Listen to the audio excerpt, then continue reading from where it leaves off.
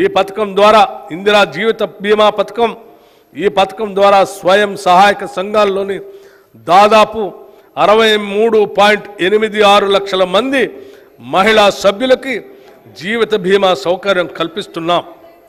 స్వయం సహాయక సంఘాల్లోని సభ్యులు ఎవరైనా ప్రమాదవశత్తు మరణిస్తే వారికి 10 లక్షల జీవిత బీమా చేయటం జరిగింది. స్కూల్ యూనిఫామ్లను కుట్టే పనిని స్వయం సహాయక బృందాలు మహిళా సభ్యులకి అప్పజెప్పాలని పాఠశాల విద్యాశాఖను, సంక్షేమ శాఖను, జిల్లా కలెక్టర్లను ఆదేశిస్తూ ప్రభుత్వం ఈ ఏడాది మార్చి నెలలో ఉత్తర్వులు జారీ చేసింది.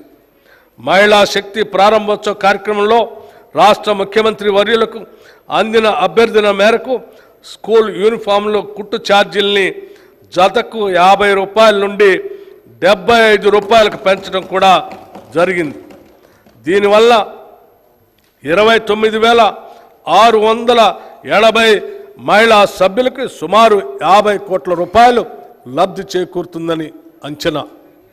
స్వయం సహాయక బృందాల్లోని మహిళా సభ్యులు తయారు చేసే ఉత్పత్తుల విక్రయానికి గాను మాదాపూర్లోని శిల్పారామం వద్ద డ్వాక్రా మహిళా బజార్ను ఏర్పాటు చేయాలని నిర్ణయించాం. దీని ఏర్పాటుకు గ్రామీణ పేదరిక నిర్మూలన సంస్థ సెర్ఫ్కు 3.20 ఎకరాల భూమిలో గల 106 దుకాణాలతో కూడిన నైట్ బజార్ కాంప్లెక్స్ని అప్పగించాం.